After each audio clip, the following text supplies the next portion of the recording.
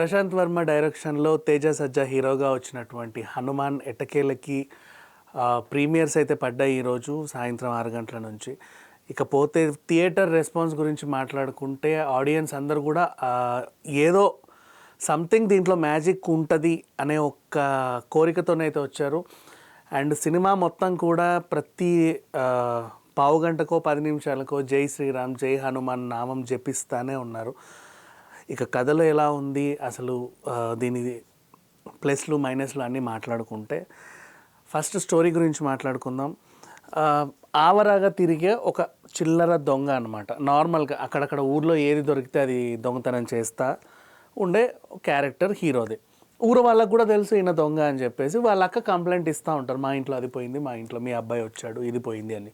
ఇంట్లో కూడా అలాగే అక్క పెట్టినటువంటి చిన్న చిన్న డబ్బులన్నీ పోపుల డబ్బుల్లోంచి తీసుకొని ఏవో చిన్న చిన్న జల్సాలు చేసుకుంటా ఉండే ఆకతాయి అబ్బాయి క్యాజువల్లీ.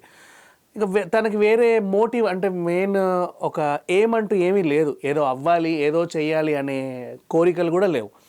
జస్ట్ ఏదోలాగా బతికేయాలి అనుకునే అబ్బాయి అనమాట. అతని క్యారెక్టర్ని అలాగే డిజైన్ చేశారు. ఒక చిన్న ప్రమాదంలో అనుకోకుండా అతన్ని ఎవరో చంపి నీళ్ళలో పడేయడం, ఆ నీళ్ళల్లో అతనికి ఒక చిన్న శక్తి దొరకడం, దాని ద్వారా అతనికి సూపర్ న్యాచురల్ పవర్స్ రావడం, అండ్ దాంతో అతని తర్వాత ఏం చేశాడు, ఆ ఊరికి ఇతని వల్ల ఒరిగిందేంటి, ఇలాంటివన్నీ కూడా మనం కథలో చూడాలి. అండ్ నెక్స్ట్ లవ్ స్టోరీ విషయానికి వస్తే హీరోయిన్కి అబ్బాయికి మధ్యలో ప్రతి సినిమాలో ఒక హీరో ఉంటే ఒక హీరోయిన్ ఉండాలి కాబట్టి అని పెట్టినట్టుగా కాకుండా ఈ సినిమాలో ఆ అమ్మాయి కొంచెం పట్నం నుంచి వచ్చి చదువుకున్న ఒక character. So okay, not bad. అంటే ప్రత్యేకంగా అతికిచ్చినట్టయితే ఏం లేదు. కొన్ని కొన్ని సీన్లలో అంటే చిన్నప్పటి నుంచి అమ్మాయి ఆ అబ్బాయిని ఇష్టపడుతూ ఉంటుంది. అతనికి ఒక మేనరిజం ఏం పెట్టారు అంటే ఫస్ట్ ఒక గులేరు ఇచ్చారనమాట. జస్ట్ దాంతో గోళీలు పెట్టేసి ఇష్టం ఉన్నట్టుగా కొడతారు. చిన్నప్పటి నుంచి అది ఉంది ఆ కళ. ఆ కళతోని తను చెట్ల పైన ఉన్న మామిడికాయలు తెంపుకోవడం, లేకపోతే ఏదో ఒకటి కొంచెం దూరంగా ఏది ఉన్నా సరే గురిపెట్టి నీట్గా కొట్టడం, ఆ ఒక టాలెంట్ అయితే ఉంది అతనికి. అండ్ ఇంతకు మించి పెద్దగా హీరో క్యారెక్టర్ని గురించి మనం చెప్పుకోవాల్సినంత అయితే ఏమీ లేదు. మోస్ట్లీ అంటే క్యాజువల్గా ఎలాంటి ఏం లేనటువంటి ఒక సాదా సీదా దొంగతనాలు చేసుకునే ఒక అబ్బాయి, క్యాజువల్ అబ్బాయి. ఇక అక్క కథనంటే చాలా ప్రేమ. అక్క క్యారెక్టర్లో వరలక్ష్మి శరత్ కుమార్ గారు, ఆమెకి పెళ్లి చేసుకోవాలని ఉంటుంది. ఎప్పుడు ఎవరికైనా ఉంటుంది కామన్. కాకపోతే ఆ పెట్టే రూల్ ఏంటంటే నా తమ్ముడిని కూడా నాతో పాటు తీసుకొస్తాను. వాళ్ళు ఏంటంటే దొంగగా తిరిగే అబ్బాయి మా ఇంటికి రావడం మేము ఒప్పుకోము, ఎందుకంటే మా ఇంట్లో ఏం పోతాయో, అందుకని ఊర్లో కూడా మా పరువు పోతుంది, ఎవరే వచ్చి కంప్లైంట్ ఇస్తారు, సో మాకు అవసరం లేదు. అతని కోసం అని చెప్పి పెళ్లి చేసుకోకుండా పెళ్లి వాళ్ళందరినీ తరిమి పంపిస్తే అలాగే ఉండిపోయింది. సిస్టర్ సెంటిమెంట్ కొంచెం బాగానే వర్కౌట్ అయిపోయింది. అండ్ సెకండ్ హాఫ్లో వరలక్ష్మి శరత్ కుమార్ గారి క్యారెక్టర్ అయితే నెక్స్ట్ లెవెల్ పీక్స్కి వెళ్ళిపోతుందని చెప్పుకోవచ్చు. ఇవన్నీ కూడా మళ్ళీ స్పాయిలర్ అలర్ట్ ఇస్తున్నట్టు ఉంటుంది, థియేటర్లోనే చూడాలి. ఇకపోతే మిగతా క్యారెక్టర్ల గురించి మాట్లాడుకుంటే సూపర్ న్యాచురల్ పవర్స్ వచ్చినటువంటి ఓ క్యారెక్టర్లో సముద్రకని గారు నటించారు. ఆయన హీరో వెనకాలండి నడిపించే క్యారెక్టర్ అనమాట బేసికలీ. అండ్ నెక్స్ట్ ఇంకా మిగతా పాత్రధారులందరూ కూడా అంటే వాళ్ళకి ఇచ్చినటువంటి పరిధి మేరకు బాగానే నటించారు. ఇంకా పెద్దగా చెప్పుకునే క్యారెక్టర్స్ ఏం లేవు, కానీ ఓకే ఉన్నలో ఉన్నంత వాళ్ళ పరిమితి మేరకు బాగానే చేశారని చెప్పుకోవచ్చు. అండ్ ఇక ముఖ్యంగా మాట్లాడుకుంటే వినయ్ గురించి మాట్లాడుకోవాలి. అప్పుడెప్పుడో వాన సినిమాలో మనకి హీరోగా పరిచయం అయ్యి తర్వాత అడపా చాలా సినిమాలు చేశాడు. ఈ మధ్యకాలంలో నెగిటివ్ షేడ్స్ ఉన్న రోల్స్లో బాగా ఒదిగిపోయాడు. అండ్ అతను వెన్నెల కిషోర్ కాంబినేషన్లో ఉన్నటువంటి సీన్స్ అన్నీ కూడా చాలా బాగా పండాయి. అతను కూడా విలన్ కూడా ఒక ఎయిమ్ ఉంది యాక్చువల్గా చెప్పాలంటే. తను ఎప్పటి నుంచో సూపర్ హీరో అవ్వాలన్న చిన్న కోరిక.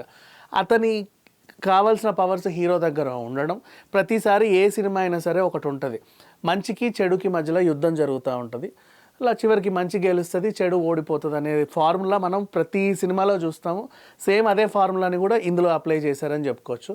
కాకపోతే ఏది మంచి ఏది చెడు అని కనుక్కోవడానికి మనకి క్లైమాక్స్ వరకు ఒక చిన్న ఇది ఉంటుంది, క్రిన్స్. బట్ దాన్ని గురించి తెలుసుకోవాలి అనుకుంటే పార్ట్ 2లో చూడండి అని వదిలేశారు. అంతమించి ఇంకా ఏం చెప్పుకోవడానికి లేదు ఈ స్టోరీ గురించి. ఇకపోతే ప్లస్లు మైనస్ల గురించి మాట్లాడుకుంటే నటినటుల పర్ఫార్మెన్స్ సినిమాకి పెద్ద అసెట్ అని చెప్పుకోవచ్చు. అందరూ కూడా వాళ్ళ క్యారెక్టర్స్లో బాగా ఒదిగిపోయారు. And next music is the biggest asset of the cinema అని చెప్పుకోవచ్చు. ఎందుకంటే బ్యాక్గ్రౌండ్ స్కోర్ లేకపోతే అసలు ఈ సినిమా నిలబడేదే కాదు. ప్రతి సీన్కి ప్రతి ఎలివేషన్కి అంతకంత బ్యాక్గ్రౌండ్ స్కోర్ ఇచ్చు. అండ్ వీళ్ళకి ఇంకా ఏంటంటే హనుమాన్ బేస్డ్ సినిమా కాబట్టి ఖచ్చితంగా హనుమాన్ చాలీసా వాడతారు ఏ సినిమా అయినా సరే, హనుమాన్ బేస్డ్ సినిమా కాబట్టి. సో సినిమా అంతా కూడా ఎక్కడైనా సరే ఇప్పుడు మ్యూజిక్ ఇవ్వాల్సిన ఎలివేషన్స్ని హనుమాన్ చాలీసా ఇచ్చేస్తుంది. అంటే అది ఒకటి ఉంటే చాలు బేసిక్లీ హనుమాన్ భక్తులకి గూస్ బంప్స్ రావడానికి. సో అట్లా దాన్ని కూడా బాగానే యూజ్ చేసుకున్నారు. అండ్ సినిమాటోగ్రఫీ ఎక్సలెంట్ అని చెప్పుకోవచ్చు.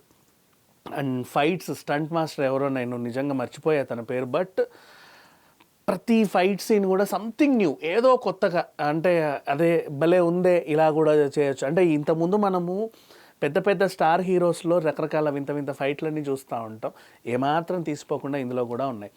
పాటల గురించి మాట్లాడుకుంటే సాంగ్స్ పంట కింద రాయిలు అయితే లేవు, సినిమాకి ఎక్కడ అడ్డుపడుతున్న ఫీలింగ్ కూడా రాలా. సందర్భానుసారం వచ్చిన పాటలే ఉన్నాయి, ఉన్నలో ఉన్నంత వచ్చినంత నిజంగా చాలా బాగున్నాయి. అండ్ సెకండ్ హాఫ్లో వరలక్ష్మి శరత్ కుమార్ మీద ఒక చిన్న సీన్ ఉంటుంది, అప్పుడు వచ్చే సాంగ్ నిజంగా కన్నీళ్ళు పెట్టిస్తుంది. ఇట్లా చెప్పుకుంటూ పోతే సాంగ్స్ కూడా నిజంగా చాలా బాగున్నాయి. ఇక ఎడిటింగ్ క్రిస్పీగా, నీట్గా, సాఫ్ట్గా కట్ చేశారు. మోస్ట్లీ మనం టీజర్లో, ట్రైలర్లో చాలా చాలా సీన్లు చూసుంటారు, అవి చాలా వరకు సినిమాలో కట్ అయిపోయాయి. అండ్ ఆ కట్ కాస్త ఎట్లా ఉందంటే కొంచెం దీంట్లో చిన్న నెగిటివిటీ ఏంటంటే సీన్ పూర్తిగా ఎండ్ కాకముందే నెక్స్ట్ సీన్కి సంబంధించిన క్యారెక్టర్స్ ఎంటర్ అయిపోతూ ఉంటాయి. సో అక్కడ మనకి అరే ఏంటిది అని అనిపిస్తుంది. బట్ అదేం ప్రాబ్లం లేదు, క్లాస్లో చెప్తారు వాళ్ళు, ఇదంతా కూడా మరి సెకండ్ పార్ట్లో చెప్తాము వివరంగా అని చెప్పేసి. సో సెకండ్ పార్ట్ కోసం వేచి చూడాలి.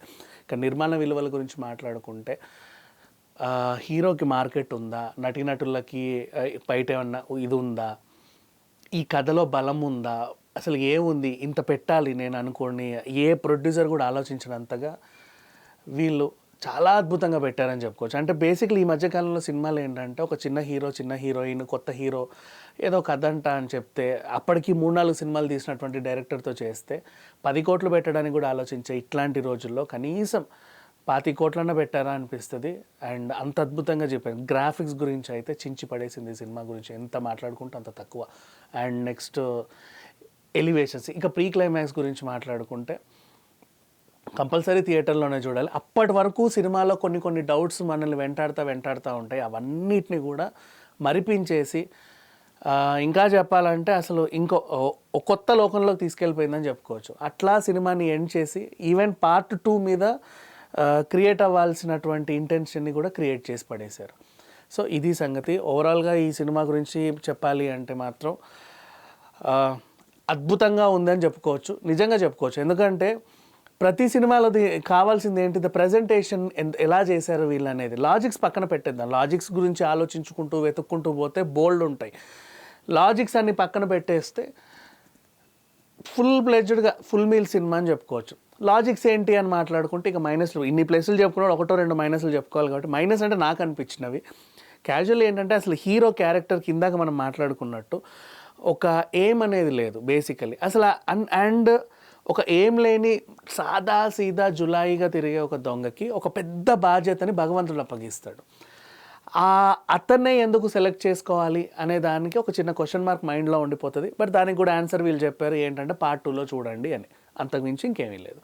సో ఓవరాల్గా ఈ సినిమాకి నేను ఇచ్చే రేటింగ్ మాత్రం 4.5/5. ఆ చిన్న 0.5 ఎందుకంటే కూడా కొంచెం ఇంతే, అంటే అధిక రక్తపాతాలు ఇవి ఇంత మించి పెద్ద ఇంకా ఏమీ లేవు. ఓవరాల్గా చెప్పాలంటే యానిమల్ హామ్, కొన్ని సన్నివేశాల్లో పక్షుల్ని చంపి కింద పడేయడం, ఇట్లాంటివన్నీ కొన్ని ఉంటాయి కదా. ఇప్పుడు అశ్లీలత, అసభ్యత, వల్గర్ లాంగ్వేజ్, అధిక రక్తపాతాలు, పిల్లలు చూడకూడనటువంటి ఇట్లాంటి ఎలిమెంట్స్ ఉంటేనే మన రేటింగ్ తగ్గిస్తామే తప్ప సినిమా విషయంలో ఒక 100 రూపాయలు 150 పెట్టి సినిమా టికెట్ కొన్న ప్రతి ప్రేక్షకుడు కూడా ఒక 1000 రూపాయల సినిమా చూసిన ఫీలింగ్తో ఇంటికి వస్తాడు, అది మాత్రం పక్క guarantee. Thank you so much.